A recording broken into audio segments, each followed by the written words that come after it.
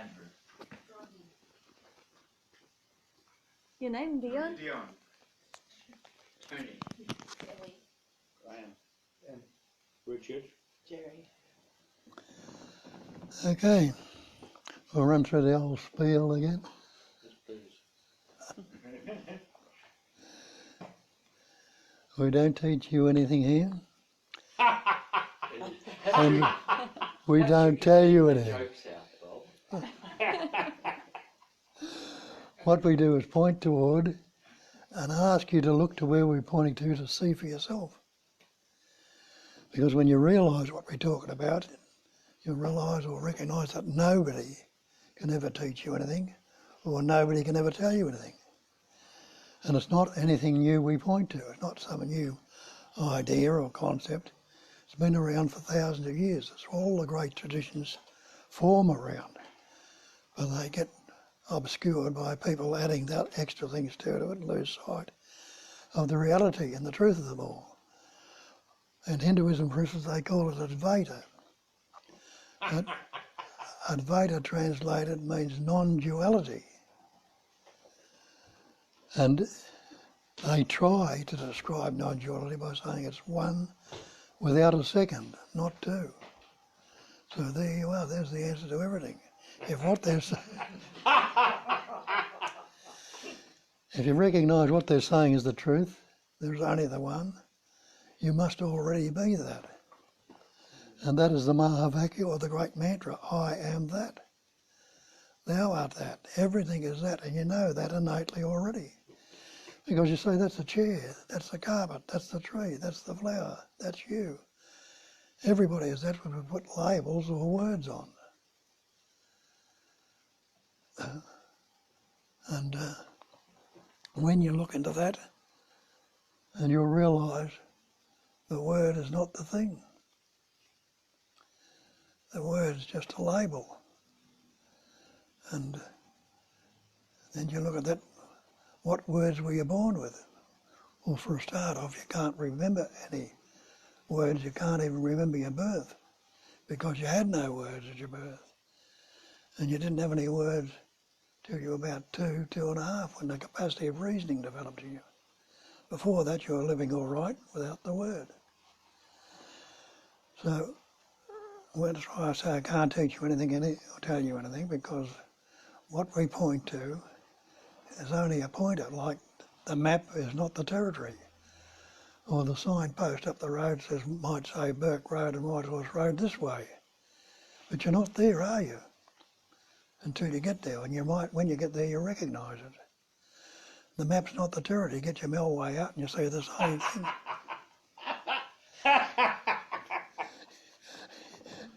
It's not the point of it. When you arrive at Burke Road and Whitehorse Road, you know you are there. The same with this.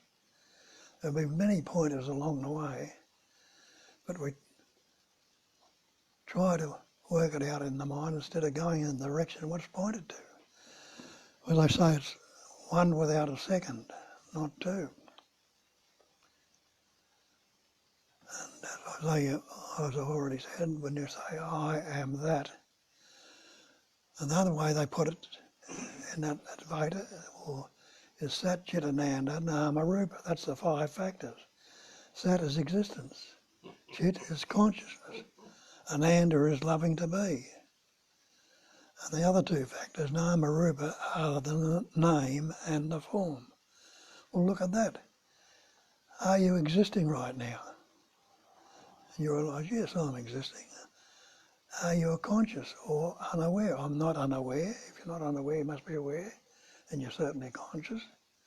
And are you happy to be? Well, none of you would be dead for quids if you want to.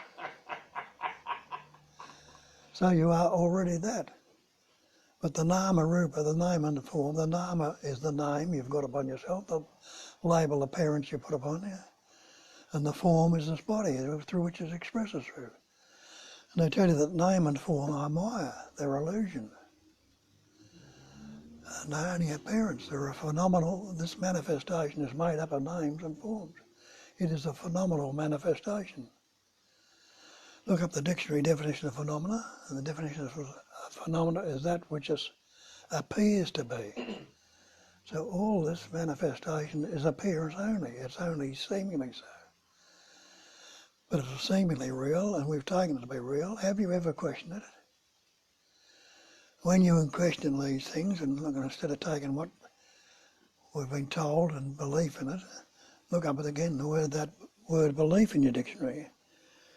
The definition of belief is an unquestioned acceptance of something in the absence of reason. Means we haven't questioned it or worked it out, we've taken it for granted, what somebody's told us. Acceptance of an alleged fact without positive knowledge or proof. That's why I say I can't teach you anything or can't tell you anything. Because it's the one essence appearing and expressing it as everything. So who am I to tell you, and who are you to recognise that natural innate recognising or recognition is happening right now? That natural knowingness is there right now. Another word for that existence, consciousness, existence is being. Anyone can negate your being right now. And knowing. Knowing is the pure activity of knowing or intelligence. Anyone who is not knowing. And again, going back to the beingness, you want that being. So it's already that. But we've taken on this belief we are this person. And where does that word come from? Persona, the mask. That's an ancient Latin, I think, just where it all came from. Persona, a mask. And that's what we believe this person is. A masked identity, a mask of concepts, words. I'm Bob, the Australian, I'm a good fellow, I'm not so good, I've had a bad childhood, I'm unhappy, I'm depressed, all words. And that's what I've added to this I, primary thought, that sense of presence expressing through the mind, expresses as the word I am. And that's the word you've learned. But you don't leave it as that pure I am Bob, the Australian. We've added all these other concepts onto it. So, and as I say, there's no one who is not present right now. You can't negate your presence or your beingness. And that translated by the thought I am, you've moved into some conceptual idea or image you've got about yourself. Now, as I say, you weren't born with any words. So when you look at that, you realise that every word you've ever spoken or ever likely to speak has been picked up along the way, has been learned or acquired. And you've got a dictionary out there, there's many words you haven't learned yet. You'll pick up along the way. But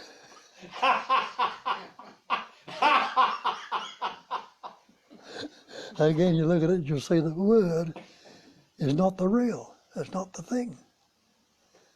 Take the word water. Can you drink the word? Can you swim in the word? Will you drown in the word? You can't. The word fire. Does it burn your mouth if you speak it? Can you heat yourself with it? Can you cook with it? You can't. So what's this word I or me, if you question it? Maybe it's not what you think it is. So every word you've ever spoken has been learnt, acquired away, and you learn the word is not the real. So, as I say, and there's nobody who is not existing right now, not anybody who is unaware right now, and anyone who's not happy to be. So you are that existence, consciousness, bliss. You are already that. And how did it come about? You've taken on this idea of the person. Well, you got all these concepts we've picked up along the way and taken it to be real. The idea that you were born. Can anyone remember your birth?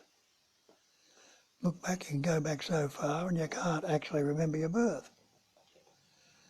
So how can you say I was born? And are you this body? Are you this mind? Now innately, you already know you're not the body. So don't you say my body, my mind. Don't you say my house, my car, my coat, my hat. You know damn well you're not the car, the coat or the hat. Maybe you're not the body either, if you investigate it. The same with my mind. Show me a thing you call mind if you believe you are the mind. Show me something you call mind. And you realise there's no such thing as mind apart from thought. And if mind is thought, and think you are the mind, you'd be a thought. And that primary thought is the I am thought, which you've added on two concepts. I am Bob, or I'm so-and-so, I'm this, that, and the other. So that's all that comes from. Are you those thoughts? Just like the car, the coat, and the house. So there's no such thing as mind apart from thought. And all thought is concepts, mental constructs. And with your mind, have a look at that. Are you the body? What's the body made up of? The body's made up of elements: air, earth, fire, water and space. So if you are the body,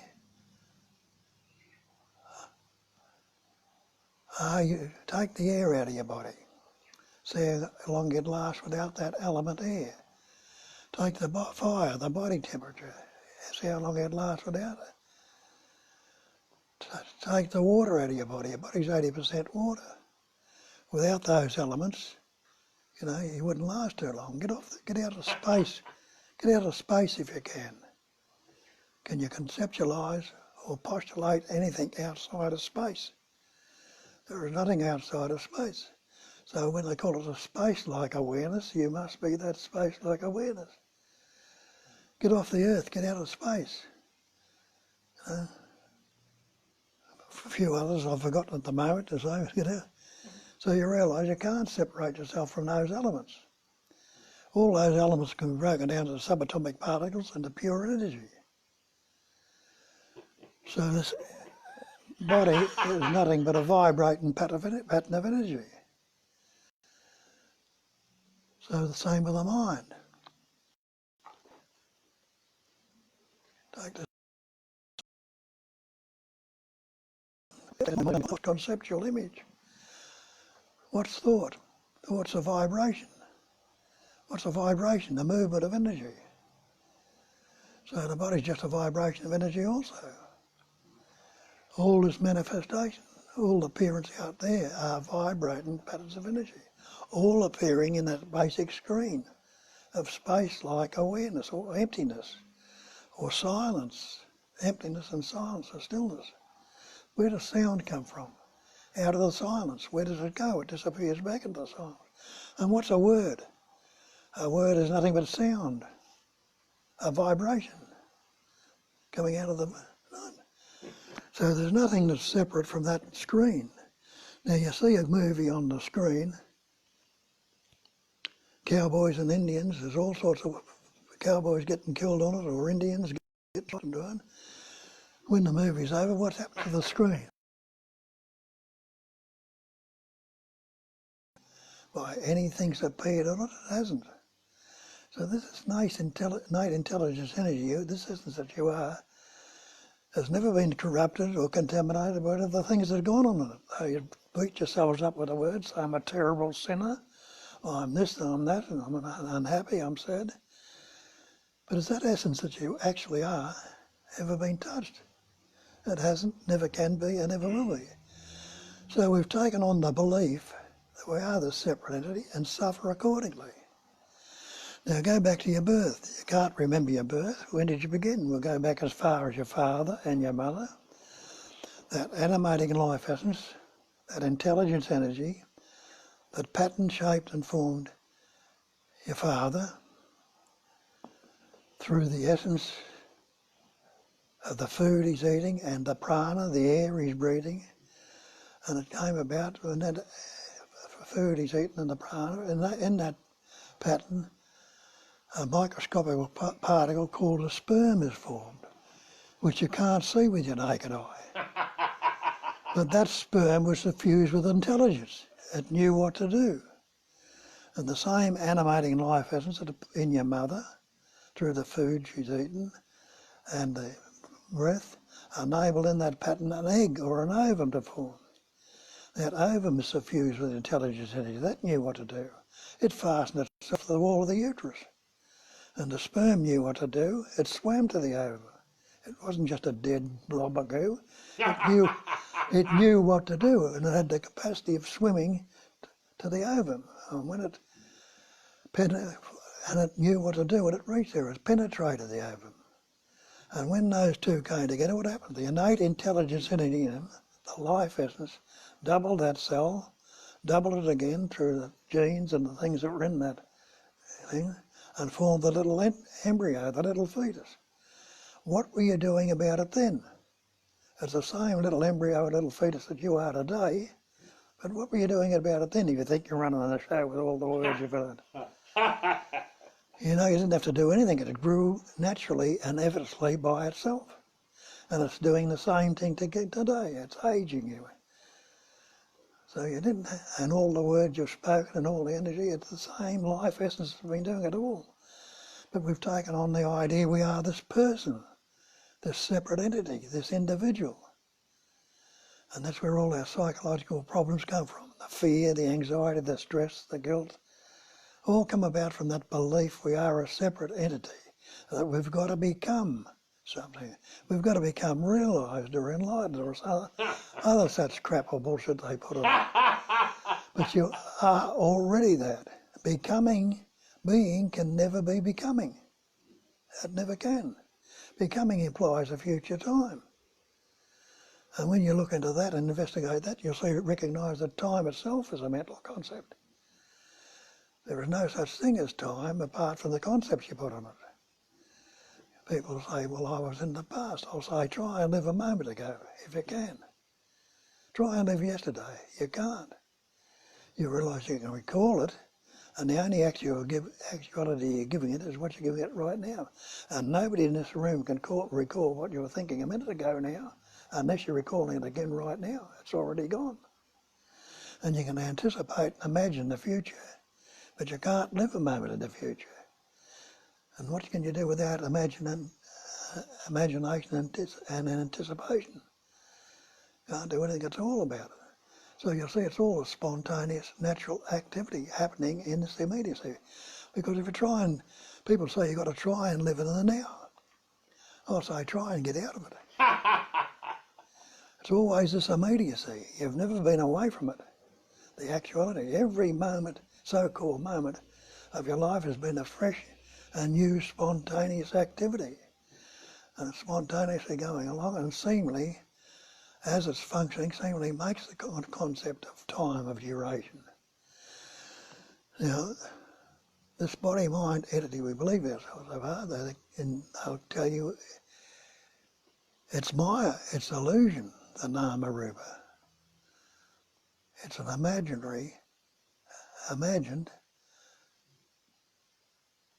conceptual image. And that's what Shakespeare tells you. He tells you there's nothing either good or bad, but thinking makes it so. Nisargadatta will show you the same thing. There's nothing that can trouble you, nothing at all, except your own imagination. Now break that word imagination down to image in. And realise that's all you're doing. We're creating mental images in our mind, taking them to be real, and the imagined becomes the reality. So when they call it Maya or illusion, the manifestation, a phenomenal manifestation it appears to be, that's all it actually is. It's a transient. There's no time about to it, so it's transient. Now you mightn't realise that either, but that body you walked into the room with is not the same body you walked into the room with. There are thousands of cells dying in it right now, not one or two, but thousands of them, and they're being replaced by now by that innate intelligence that you are, because a liver cell that's dying won't be replaced by a heart cell or a brain cell. It'll be replaced by a liver cell, and the heart cell will be replaced by a heart cell.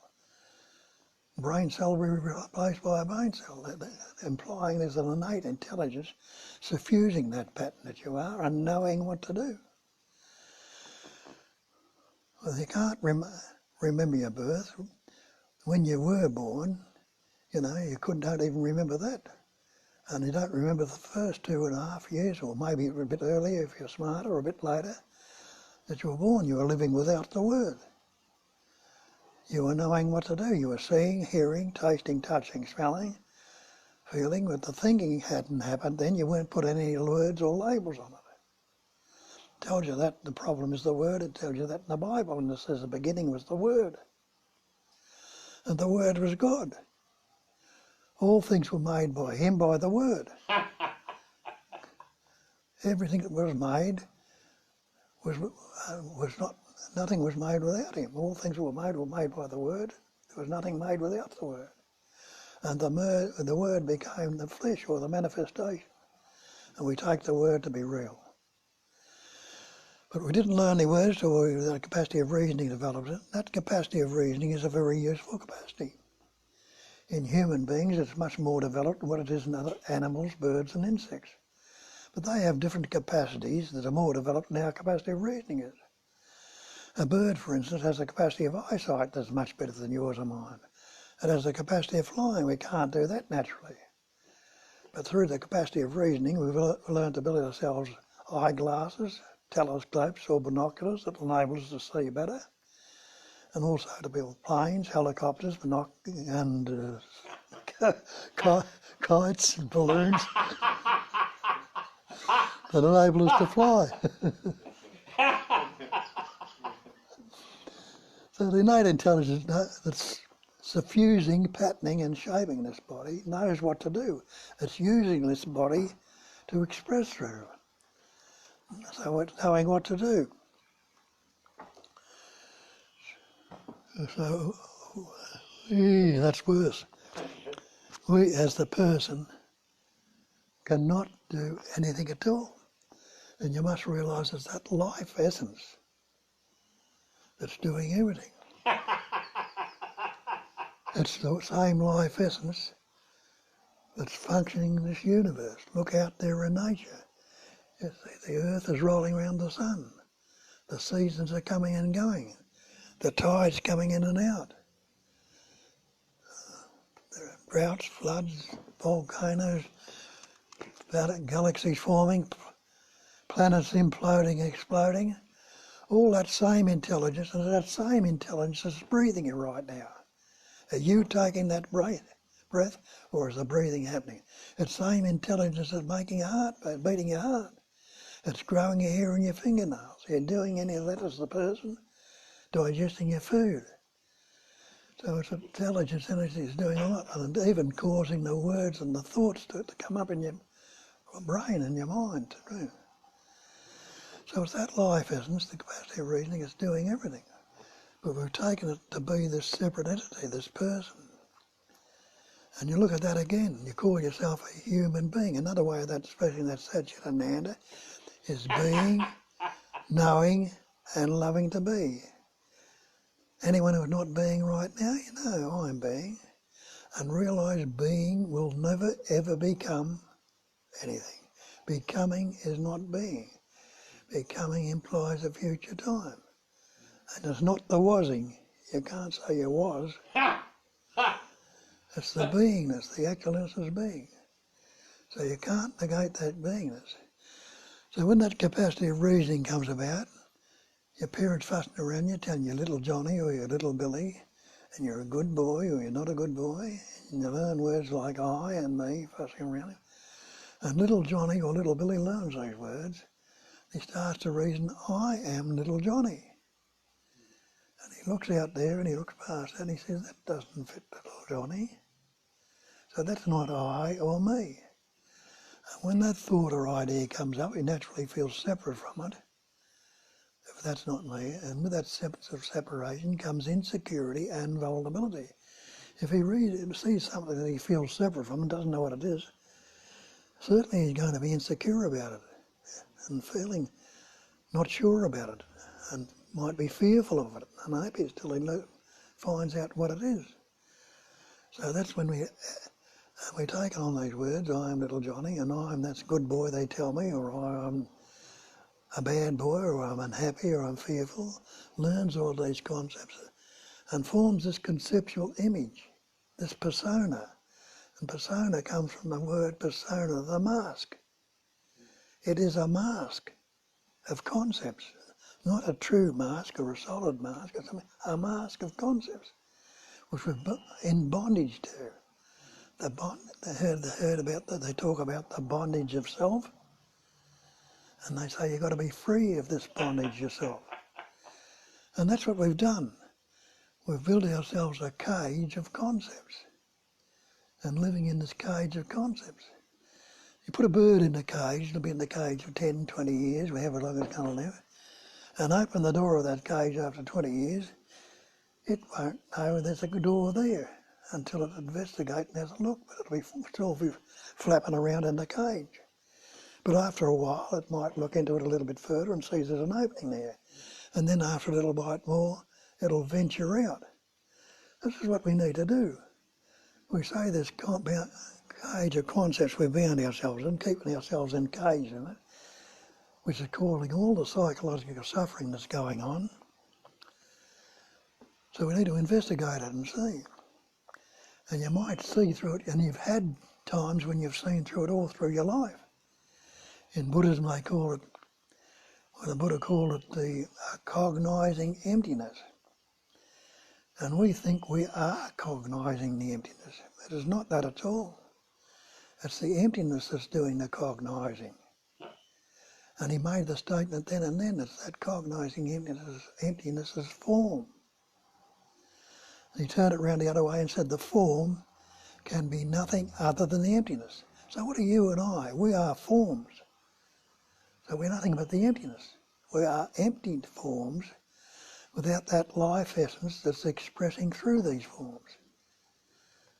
But we've taken instead of saying we are the life essence, they've taken the conceptual image we had, me, Bob, is this form.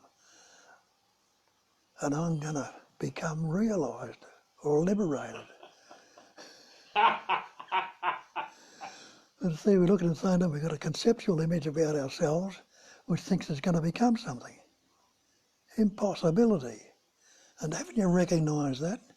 You've meditated for years, some of you, read books and things on it, taken all the conceptual images on it and beliefs in it, and think we're going to become. Why hasn't it happened? You're intelligent people. Mightn't it just dawn on you? Well, maybe in this so-called search, maybe I've been looking in the wrong direction. I've looked there and I've worked out so many things in the mind, but I've been looking in the mind for the answer to this. Maybe I've been looking in the wrong direction. And when you look into this, you'll see that you have been looking in the wrong direction, because they'll tell you that the answer is not in the mind. The answer is in the mind. Now, when you been looking, searching, where have you looked? Whatever way you've looked has always been in the mind, hasn't it? And you've never found the answer. Well, take notice of what they're saying. Maybe the answer's not in the mind. When I ask that, well, I've been looking in the mind all these ways and never found it. What way is there out of the mind? And the simple answer to that, the only way out of the mind is full stop. Don't go there. And if you ask yourself, if you pause the thought and ask yourself, what's wrong with right now if I don't think about it? And what can you say about it without a thought? You can't say it's good. You can't say it's bad. You can't say it's unhappy, sad or unpleasant, or pleasant. But you can't negate it. You can't say it's not anything. You know? So you must realise that you are this pure essence. You are already this intelligence energy. I don't use the term God here because you can get confused with that term, purely and simply because everybody's come from some traditional belief. Some of you might be atheists. Some of you might be agnostics. Some of you could be Christians, Hindus, Buddhists, Muslims or Jews. As soon as I start talking about God, what would you do?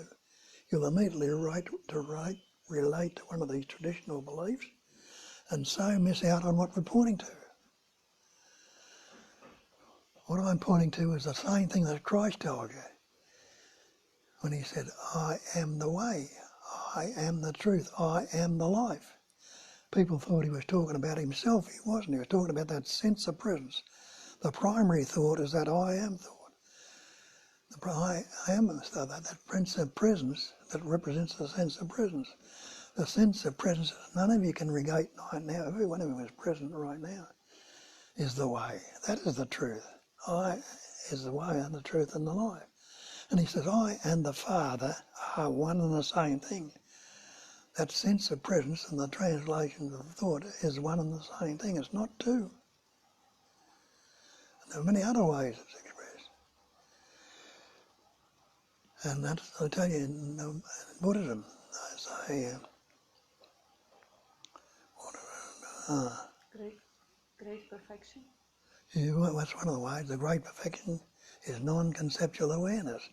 Another one is written in the book, self-realization is seeing with naked awareness, with the bare, non-conceptual, unadulterated awareness. And the way to put it, he said, they say that some calls it this, some idea, some call it that, and some call it something else. All these names and labels they put it, and gets down to the very last, and some call it ordinary awareness. This ordinary, everyday, commonplace awareness or knowingness that you are right now is what we've been searching for, is it? That's what is it. And see how it functions in your body. Well, something comes up, or I'll first put a point to that everything is relative to this conceptual image. Something comes up and I like it. How do you know? Well, I've experienced this before and it's good. And we don't want the good things to go. We want to hang on to them at any cost. Not realising that they are transient. Everything is constant change in this manifestation. But we don't want it to go. And no matter how much you love them, how much you want to keep them there, how much you want to cling to it, in spite of yourself and what you think and what you do, it's still going to change. But we don't want it to change, so what do? We resist it from going. And realise that any resistance you are in, resistance is conflict. And any conflict you're in makes you unhappy, fearful, anxious, depressed, guilty. That's all resistance and conflict.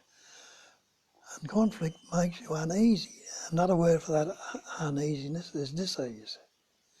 So there's resistance, conflict and disease going in us all the time. Something comes up and I don't like it. I don't want this one, I want to hang on. What do? We try to force it out, try to get rid of it. Resistance again, conflict again, and disease again. That's why all this psychological suffering is always going on in you. The fear, the anxiety, the stress, the dramas, the traumas. And the sad thing is we try to work them out in the mind. Do you find the answer? You can only be free of them when they're seen through and let go of. But the mind goes on with more and more stories, and the next story will come up and the next one and so on. Never ceasing. But if go back to the simple entry, what's wrong with right now if I don't think about it? You can't say it's good, you can't say it's bad, you can't say it's anything. And in that pause, a sense of well-being comes up. Being well, because you can't put any fear or anxiety or stress or concepts. Well, if you don't put them on, you can put them on all right, but try and when you believe in them, and you have been doing it for years. But just stopping the natural intelligence energy from functioning and coming up and expressing in its natural state. So Everything is taking place that believed in egoic, conceptual image you got about yourself. So all our problems are problems of relationship. Relationship is relativity, and relativity is dualism. So it's not just a male-female relationship we get involved in, it's relationship to our job, to our house, to our parents, to our schools, to our society, to everything else. All relativity. And there's absolutely no duality in non-duality. It is the absolute. What is the absolute? The absolute, whatever can you add to the absolute? You can't add anything at all to it. It wouldn't be the absolute if you could. What can you take away from it? Nothing. If you took anything away from it, it wouldn't be the absolute. So it's always and ever and always been the absolute. And the Mahavakya is of the great man, I am that. And that is what you really are. But you put on it, I am this body, I am this mind. You put on the little patterns, shapes and forms in it, which are not the absolute at all. I am that totality. I am that reality. I am the absolute. Know that for certain. Now, how does it function again? You've got this concept, I am, the mental image. Investigate then. That.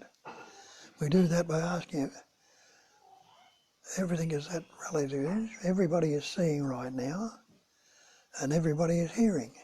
Isn't that a fact? But tell yourself, ask yourself this, is my eye saying I see? My eye is not saying, look at this, Bob, look at that, that's good or that's bad. My eye can't say anything at all. But it is the instrument through which the seeing is happening. And that instrument is translated by the thought I see. The same with the hearing. My ear is not saying, listen to this, Bob, that's good, or take that off, that's a terrible song, or I don't want to hear that. Can't say anything at all, but it is the instrument that the seeing is happening. The hearing is happening. And it's translated by the thought I hear. Now the thought I see is not the true seeing right now, because remember what we've added to it. We've added this conceptual image, me above the Australian. The same with the thought I hear. It's not the true hearing anymore. It's all been added to. But the seeing is happening through, seeing is happening through the eye, translated by the thought I see. But can my eye tell me I see? I can't. Well, can that thought I see actually see? Well, close your eyes and look around the room and see what you can see in this room with the thought I see. You realise you can't see anything with the thought. You can put mental images up of what's in the room, but you can't see any of the actuality in the room with a thought. Put your hands over your ears, muffle your ears and see what you can hear with a thought. And you realise you can't hear anything at all with the thought I hear. So you see from that, this thought I see cannot see. The thought I hear cannot hear. The thought I am aware is not your awareness, because you are not unaware right now, you must be aware. And that awareness has been through all this, unless you've gone to sleep on me or something like that, then you know, you haven't heard that word. The thought I choose, that's a good one. We think we choose our thoughts. But if you could choose your thought, why would you ever be unhappy? Why would you be fearful? Why would you be anxious? Why would you be depressed? They're all thought-up concepts. So the thought I choose can't choose. So you realise the thought-up egoic person can't see, can't hear, can't be aware, can't choose. It's a fiction. So this ego, which is the cause of all our problems and all our suffering, is a total fiction. There is no such thing. But we've been led to believe it because we've never questioned it, we've never looked into it. But down through the ages there's been these people that have. And that's what the big religions are formed around. And they've been set up as gods, saints, saviours, sages and seers. And what have we done? We've worshipped the messenger and ignored the message. That's why they call it ignorance. Not that we're dull or stupid, we are ignoring our true nature and focusing into the conceptual image we've got and believed in. But you know that's not the reality, because you wouldn't be here if you didn't. That innate life essence is you're made to look a little bit further. You've looked at a lot of the religions and a lot of the traditions. You've taken them as far as you can go with them, but they've moved you on to look at something else. And they'll take you where you've got to go if you will follow what they're saying. And if you hear what's here, something will resonate in you and put you on the right, a bit more further on the right track, which you've probably been on for some time, and I'll be obscured again, and open you up more until you recognise that you are that innate intelligence energy. I don't use the term God, I use the term intelligence energy, and that's not it either. It's just another label. All these labels we put on it are words. Intelligence is knowing, another label for it.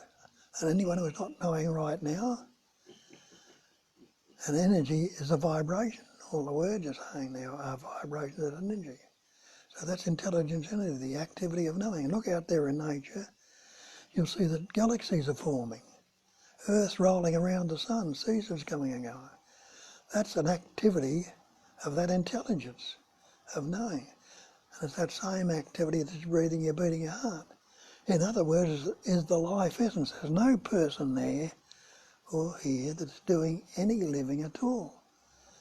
It is the life essence. Take that life essence out of that body that you call you, you'd be a corpse. Now, that corpse, before it starts to rot, the life essence out of it will still have the eyes, still have the ears, still have the heart, the lungs, the kidneys, all those organs, the brain, which we seem are very useful in it. But what good are they without the life essence expressing through them? What can a corpse do? Can't do anything at all.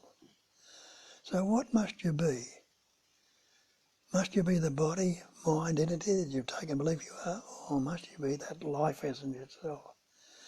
And the good analogy for that is a computer. You've got a computer there with wonderful information in it. But you can punch those keys, run that mouse over it as much as you like. If the power's not turned on, what are you going to get out of it? So that power, that life essence, that all these things are going on in this life is no good to us without that life essence. So why are we obscuring it and stuffing it up with the belief that we as the person can do something about it? I'm going to become liberated. So recognise that life essence that you are, and that will spontaneous allow the natural essence that you are to flow. And God knows how many talents we've obscured in this conceptual belief we've taken on and hide. Oh, after all, I'm only human. We put that concept on us. We call ourselves human beings. Say, well, after all, I'm only human. I can't do it. And if you could, even this thing you call God, God is the so-called supreme being. But what happens if you take that word human off, take the label supreme off, and try and separate the beingness in this room without a label? And you'll see that it's being a chair, it's being a carpet, it's being you, it's being me. Go outside, it's being the tree, it's being the flower, it's being the... Everything is that beingness which we put the label or the words on. Without the word, what is it? It's still that beingness, and you can't negate your beingness. So you already are that, always are that, which has been obscured by so-called thought. Now thinking can be very useful, but here's the way it functions. It always functions dualistically. Watch your mind and see.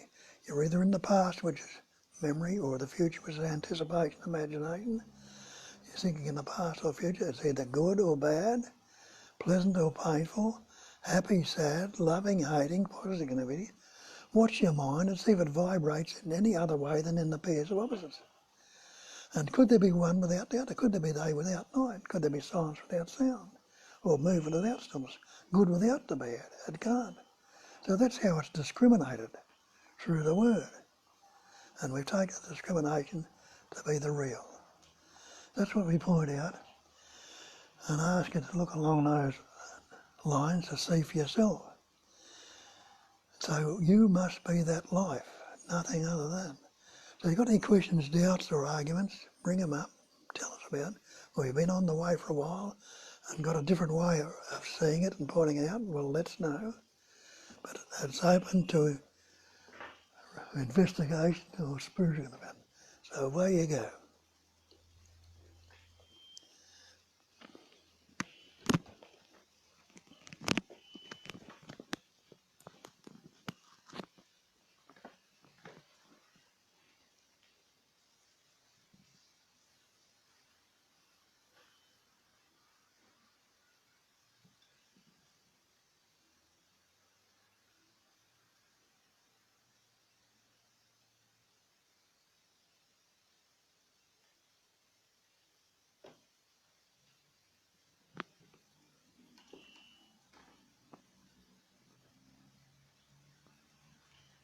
I had that analogy when Bob was talking about, when you were talking about the instruction, how to actually do investigation.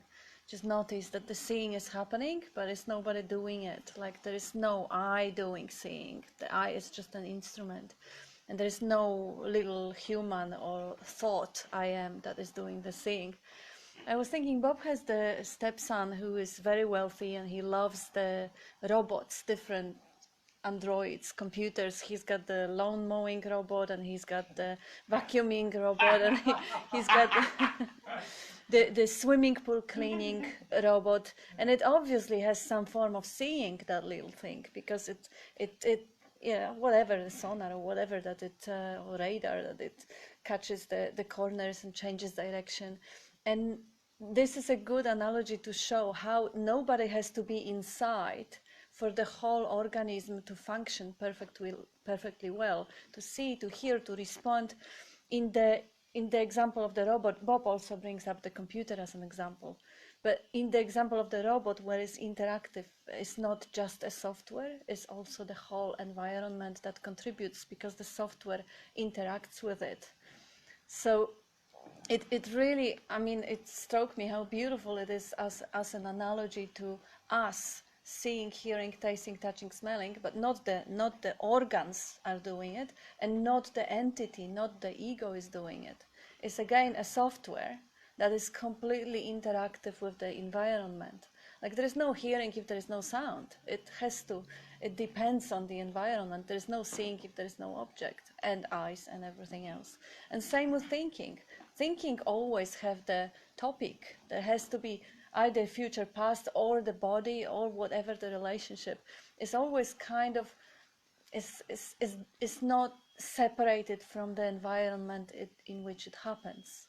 So there really is no separation. The separation, it really is only conceptual, only believed, assumed, unquestioned.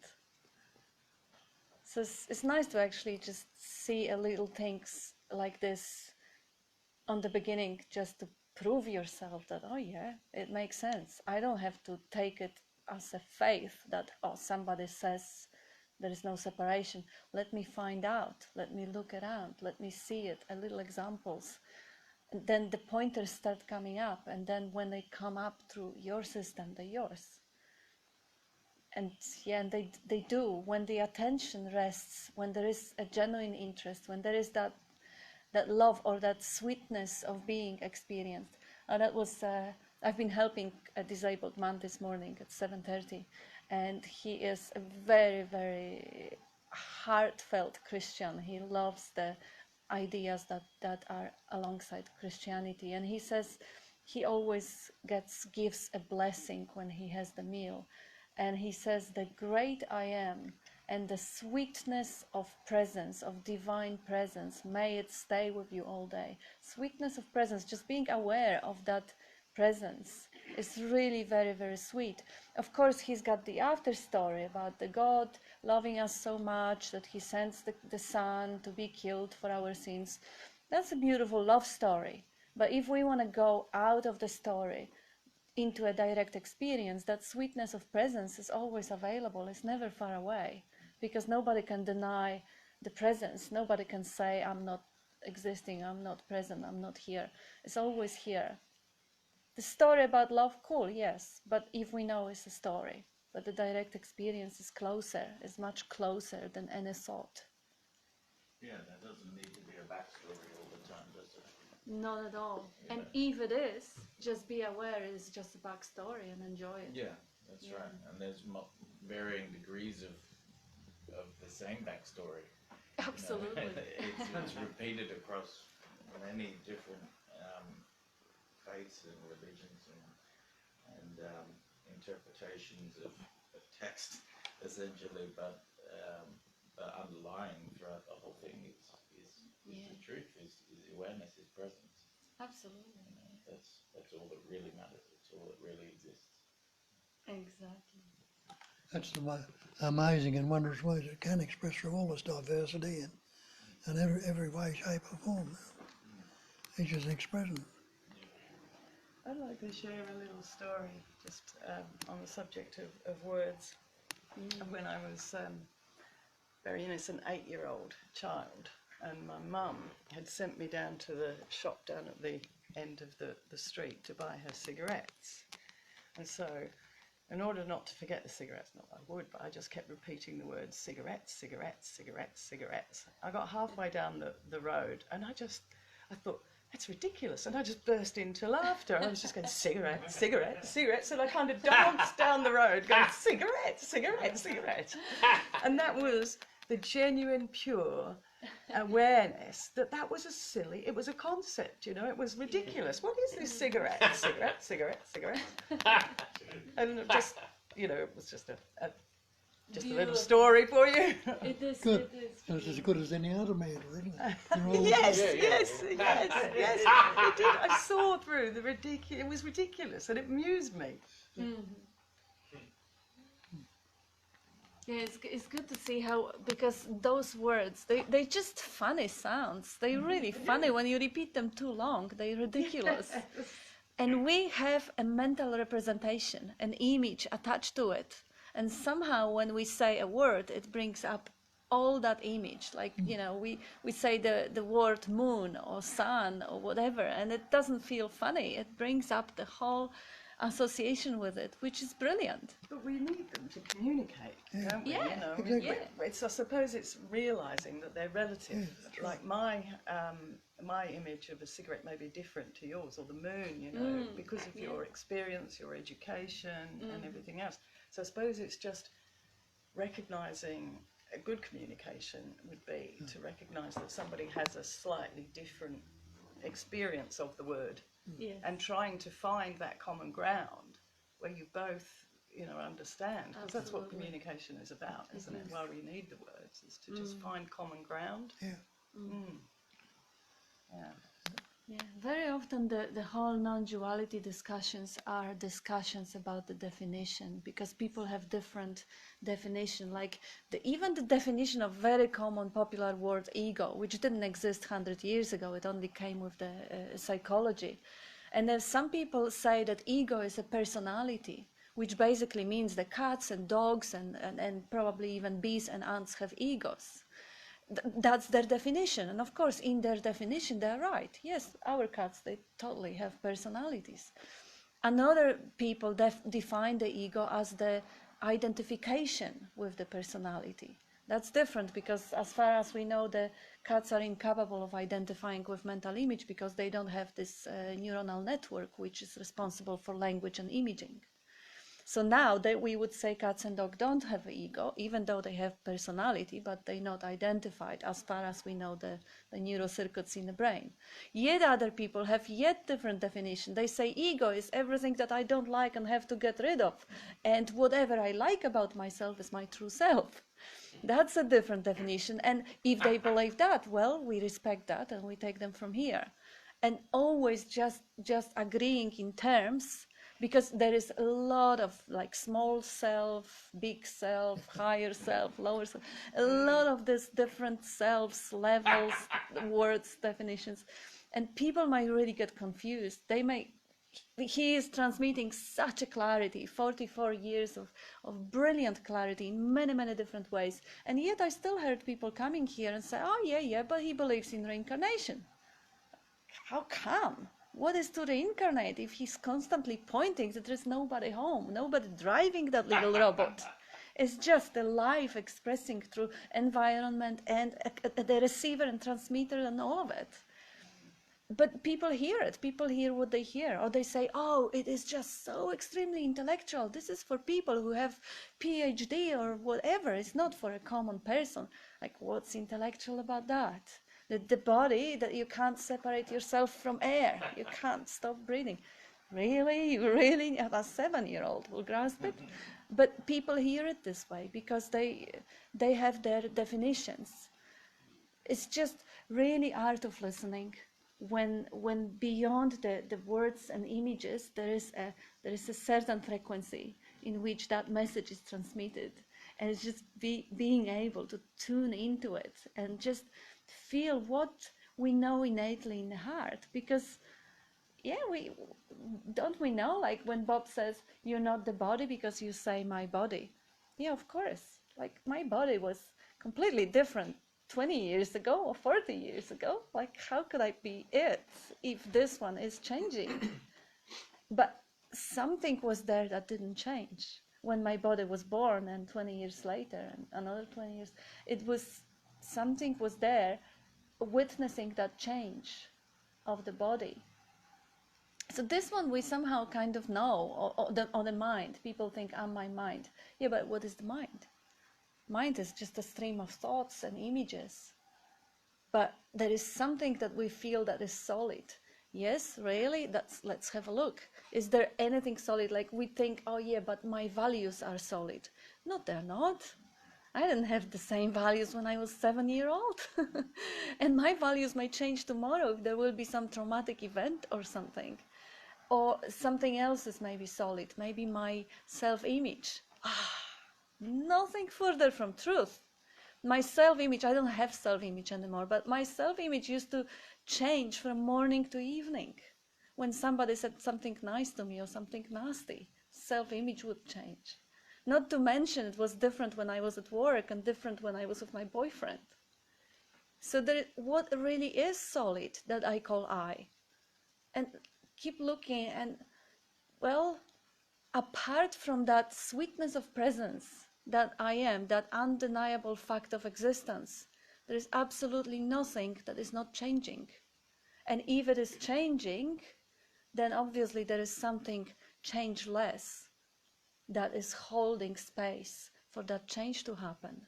Like even personality with all that multitude of aspects of it. They all me, yes, in the bigger picture they all me, everything is me, even the walls and the ceiling and the sky and you, that's all me, is all I am. But really, what is in the immediate experience cannot be defined as anything. It cannot be defined as mask of concept, as Bob says, the mask of personality, or stream of images from the past, or whatever. It just cannot be known what I am. Because to know what I am, I would have to stop being myself to actually evaluate it. So the I am is the final answer, but what I am is already Maya, illusion, imagination. Very good. You go. Is there anybody else come on? I just want to say that's why it's been suggested by Nisargadatta that in order to be I am, you have a lot of likes and dislikes. So the suggestion is either like all of it or dislike all of it. Yeah. Or like none of it. Or leave all of it. Yeah. So there's nothing other than all, because all implies no differentiation. That's right. Because that which makes differentiation is not the essence. It's not I am. Beautiful. It is something in the realm of I am. express. There has to be a decision then. There has to be a choice if you're going to pick pieces of it apart. Yes, that's right. There has to be a choice then, and Yes. then they can't be used. Like Yes. you say, you take it all or you take none of it. Yes, but there is no choice making. It's not a smorgasbord of I'll have some of this and some of that. Yes, yes, yes. Because what's making that decision? Well, there is decision making, but there is no decision maker as an entity.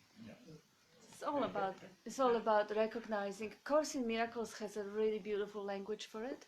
He says that your problem is the order of values, that some things are more precious than the other, some things are more important than the other, and you think you're the judge. Yeah. So that reinforces the entity, the separate entity that is the judge.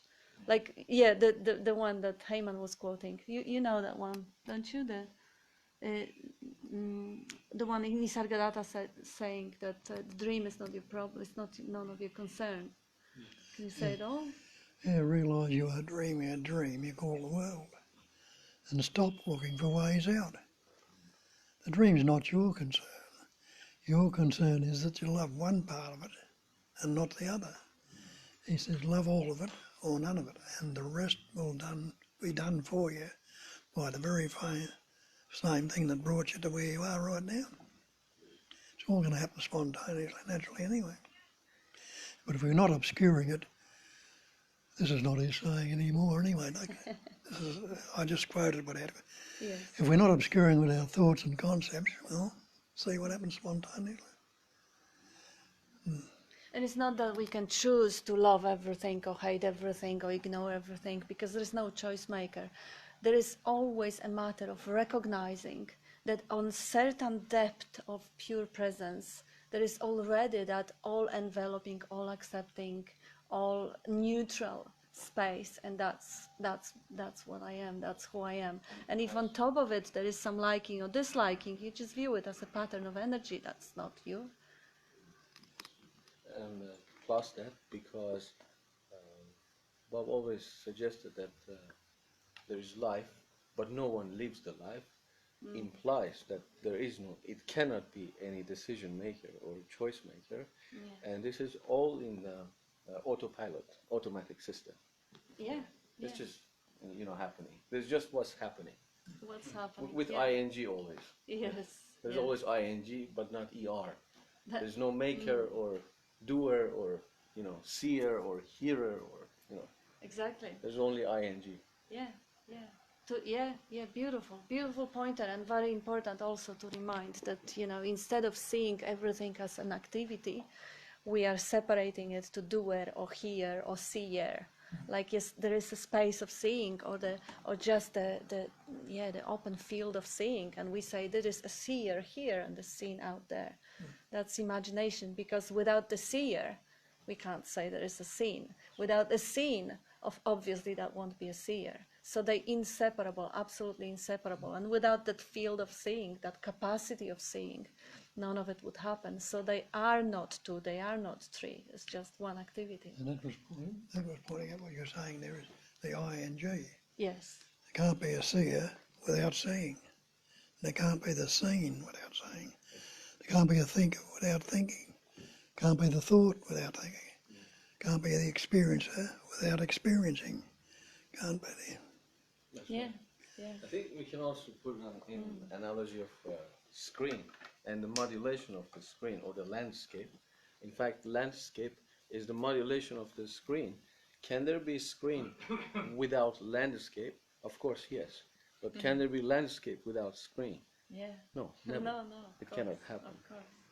Yeah, modulation is one way of saying it. I like the way Bob is saying it. It's kind of more visual for me. The vibration, the one essence, or not even one, is an emptiness vibrating into different shapes, forms, and patterns. You can say modulating itself into different forms and shapes and patterns, but somehow vibrating is kind of more, resonates with direct experience, you know, when you close your eyes and you feel the energy in the body, be it anger or be it sadness or be it sweetness. It's always kind of some sort of a throbbing, pulsating life going through. And then you know the light is also a certain wave, it's vibration, the sound is vibration, the matter, the atoms, everything is, yeah, modulation is a good modulation, throbbing, pulsating, all of it is just a pointer. It's just showing how that empty field of pure potentiality becomes an object or a set of objects. And a big part of that becoming is the interpretation, labeling, the word that you put out, and it stands out. It is literally believed into existence. The potentiality selected out and labeled as an object, solidified, agreed on upon the definition, and collectively dreamt into existence. What a miracle. That's right. Which is a tuning into that frequency, isn't it? You know, it's a tuning into a certain vibration. Is dropping up out what stands in the way. Yeah, the static, yeah. Yeah, and just focusing on what's attuned and what is level and what is on the same frequency bandwidth, if you like, you know. Yeah. Well, the tuning in is actually a recognizing, isn't it? Yeah, when something sounds through, or something rings the bell, or something looks right, or something feels right, like the knowing that springs from within, that, yeah. Which is to say intuition, is that right? You could say intuition, sure, yeah. And the pointers point to that which not vibrating, but without which there is no vibration, that which cannot be seen, but without which there is no seeing, because that has no objective qualities. It is extremely easy for people to misunderstand it and misperceive it and think about it and decide that thinking or that type of thinking or belief is that, which is not. You're right, yeah, Yes. totally. It's very deceptive for the mind, Yes. because you know, someone said on YouTube that if I ask you to start thinking about something without objective quality, what can mind do? Yeah. The best can imagine a screen which is totally blank, and that's it. But that's imagination. Yeah. That's form. Absolutely. And even screen is in the mind as an object. So the best thinking about that is to not thinking, which is presence. Exactly right. And the best word we can say about that is to remain in silence. Yes. Yeah. Yeah, beautiful, beautifully said.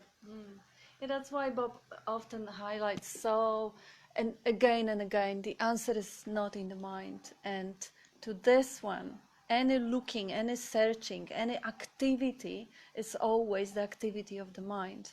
And the only way when it can really dawn is when the mind is inactive. I mean, of course, it's always there, but the recognition happens. Like, again, Course in Miracles says, God comes into a silent mind. When there is a space, it just kind of dawns on you. Because if it doesn't, it's still there. It's like the pure intelligence or life essence or awareness is never obscured. It's like sky is never obscured. It doesn't care that there are some planets floating around it or galaxies or clouds around some tiny little planets. Who cares about those clouds? The sky is the space, the pure potentiality, doesn't really care. But now if that sky dreams itself to be a little tiny human on the other side of that tiny little layer of the clouds on that tiny little planet somewhere there, then of course the clouds matter. But once the awareness is realized, once it is recognized, thoughts, feelings, emotions, pain, pleasures, they're all just part of the flickering dream. They're just lights on the screen. They don't matter anymore because they're not yours. They're just part of of that miracle of expression. Including narrative and taking ownership. Absolutely. Absolutely, absolutely, including narrative and ownership, including any imaginary stories, pictures. Yeah, they don't have to be believed, they can be just appreciated as a passing phenomena, because they only here for a moment. That's right.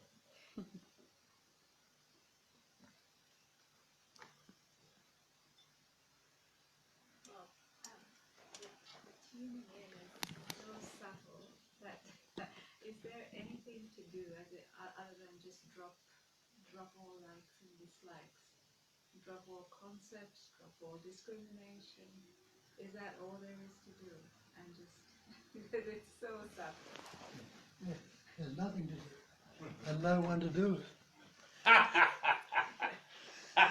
But if in that silence and stillness, what's what that? Do nothing. Anything helpful? What would be helpful? Do nothing, be nothing. Yeah. Well, just be. Just be. Banky called it the unborn Buddha mind. And he said everything is perfectly resolved in the unborn. Unborn is mind, that mind with before the concepts that have come into it. He says, why exchange the unborn for thought? And that's what we do. As soon as we bring the thoughts in, it's no longer unborn. But that unborn mind is the pure essence of everything, pattern, shapes and forms, and expresses in totality. Let that do it for you, which it does. It brought you into existence. Why interfere with it?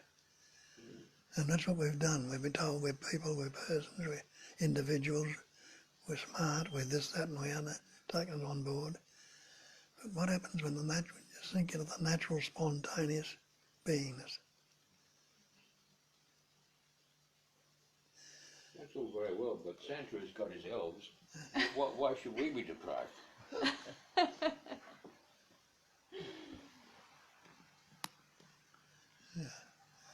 Yeah. Let it rest in its uncontrived singularity. Some confusion there that when you said about the identity, and we said, some of us said, like we said, I am that I am. So sometimes I get a bit confused in that when it's not identity or in that. You said, I am that I am. So when it becomes that, what that state for, that I am. That sense of presence, which translates through the mind as the thought I am. Without the thought I am, what are they? Still present, still aware. So when he says I, that's what Moses realised. He says, I am that I am. He realised he was that sense. Like in the thing in the Bible, it says, Moses was looking after the Jewish people, whatever you're doing, and he's sitting up there, they're causing trouble, so he get over it. So he wrote up these tablets, whatever they were. Now he says, I've got to take these back to the people and try and sell them to the people. What am I going to say to them? And the intuitive voice came to him, tell them I am sent you. And that's when Moses realised, he says, I am that I am. So it's already that, not going to put it on somebody else, some big daddy or some other thing. There's the sense, the innate intelligence intuited him what to do, which it does to each and every one of you. You allow that intuition or spontaneous activity to function. What's your next thought going to be? Nobody knows, do you? None of you know what your next thought's going to be. But it'll come up spontaneously. Then we claim it. I think this way, or I think that way.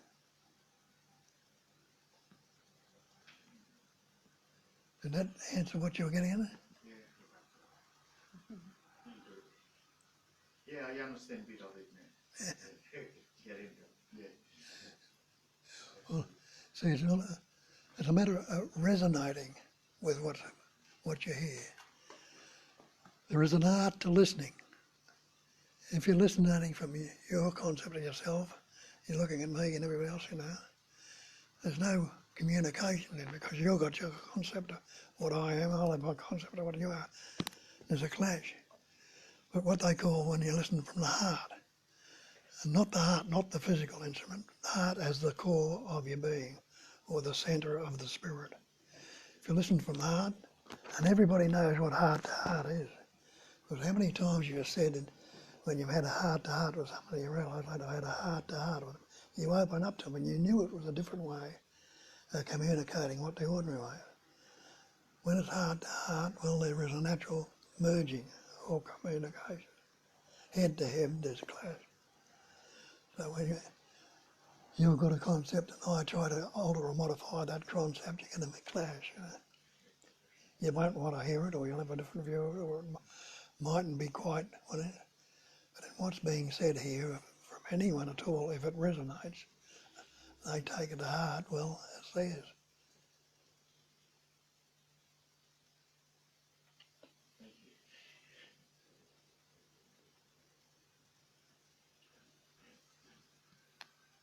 Just to add something, maybe it's relevant or irrelevant to his question. In order to experience love, it's been suggested that the lover and the beloved must vanish. So this is love. This is love. This is eternity. Yes. If you don't feel it, well, it veils. You try to clean that stuff which veils the love. That remain would be love. Without lover and the beloved. Beautiful. Yeah, they put that in the instinct thing. When no discriminating thoughts arise, the old mind ceases to be. If we're not discriminating as lover and lover, the old mind ceases to be, and the natural spontaneous activity will come up from that. Mind is just a cover. It covers the truth, seemingly. Seemingly obscure. And mind itself is activity of truth. Yeah. Someone said, show me something else. Yeah. Everything. There's nothing outside of this realm. Yeah. Exactly. And it's all about that nothing. Yes.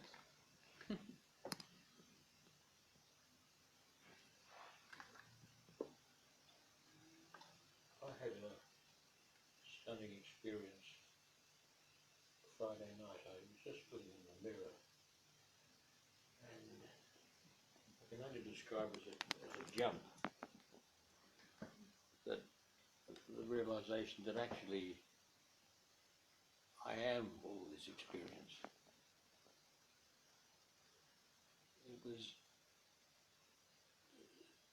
It was like all this external, it was a transfer of attention from the external to the internal.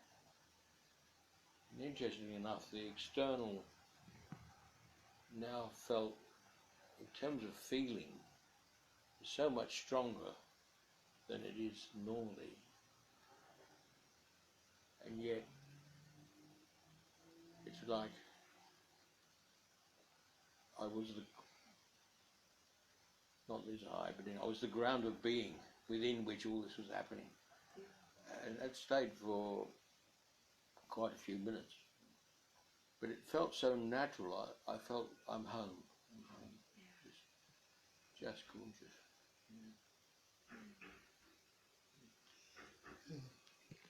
Seemed a few minutes, but keep relaxing back into it, it'll go longer and longer. Once you see the false as false, you can never truly believe it again. And you know, when you're left with the truth, it opens up more and more naturally of itself.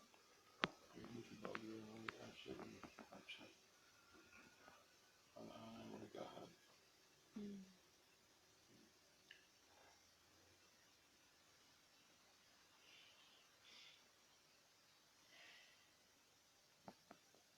I hope we can go to lunch first.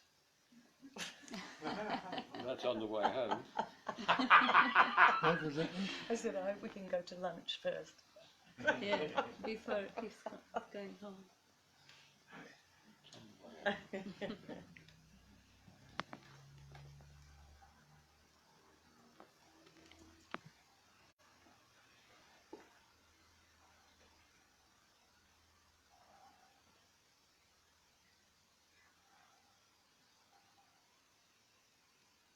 You know, a few years ago, I watched an interview of a politician, and he said there are known knowns, there are things we know, and there are also uh, unknown knowns.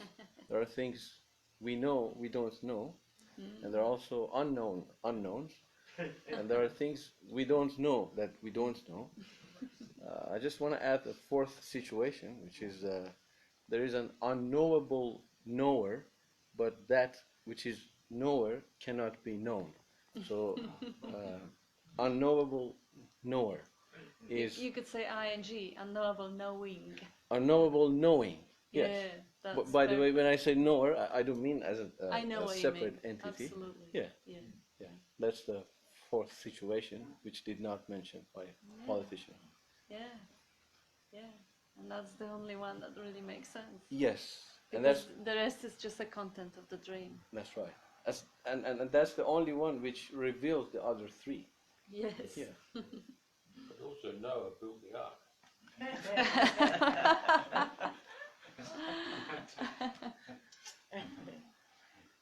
So they say. There's only verbing, there's no nouns. No, Verbing, no nouns. yeah. Not even verbing. Verbing. Yeah. Yeah. Magic.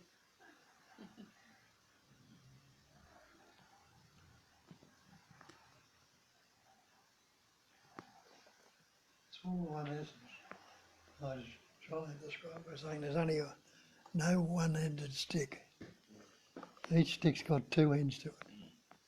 And that's the way the mind functions in the pairs of opposites all the time. So when the bad comes up, we don't want it. When the good comes up, we'd rather have that.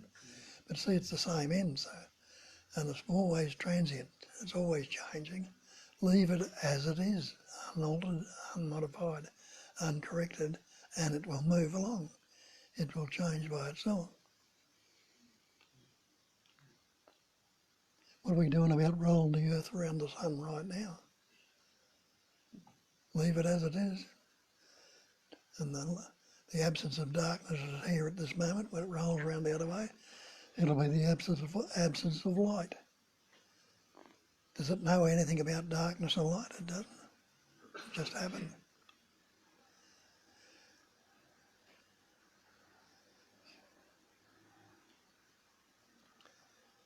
You can't even find a one-ended stick on eBay. Look in Amazon. I was actually thinking about this unaltered, unmodified, uncorrected when Randin was asking what we could do. But we got sidetracked into something else. Because that's actually a good advice for what you can do.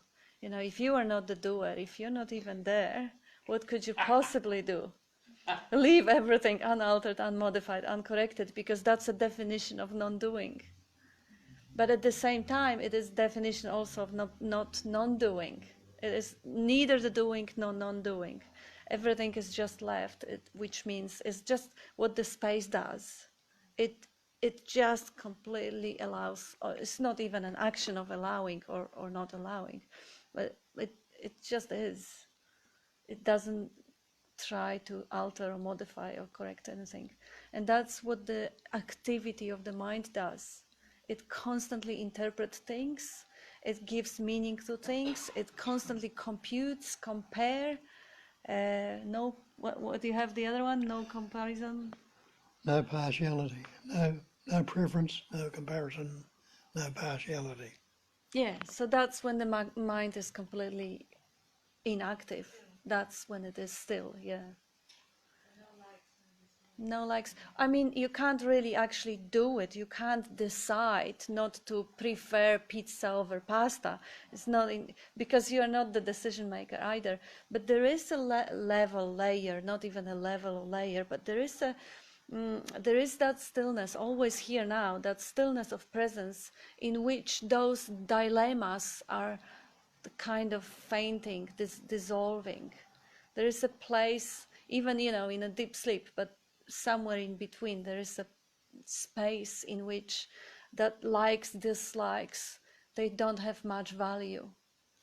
And this is remembering that is this unobstructed home-like space, the grounding in presence. And then once this is really kind of anchored, grounded, and is stable, then likes and dislikes, they come and go, but they're not mine anymore. Like Bob still prefers pizza over pasta, and so what? It's not really him. It's the again the inseparable conditioned body-mind, conditioned by the whole universe, that is responding to itself. The universe responds to universe because that's the same universe. It's just the play happening. But he is that stillness in which he allows, leaves it unaltered, unmodified, uncorrected. Even likes and dislikes are untouched. They just play out. Just like cats have preferences, everything has, but we are not the form having a preference. We are the formless expressing and experiencing itself through the form and letting that form do whatever it does.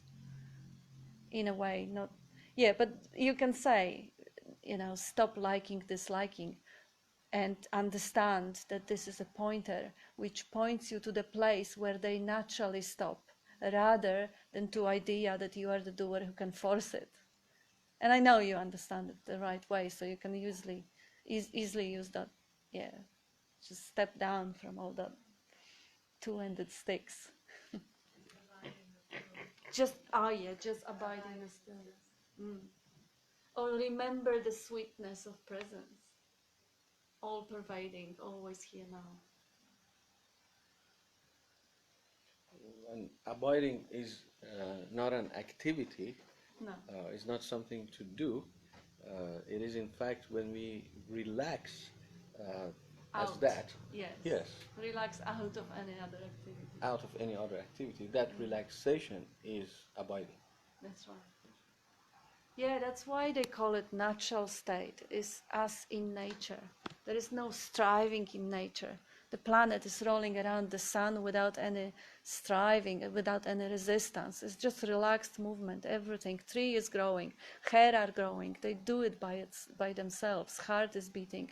There's no striving, all in this natural, relaxed sort of, as in nature. And there's such a gorgeous sweetness in this room right now. Yeah. You are that. You are, yes.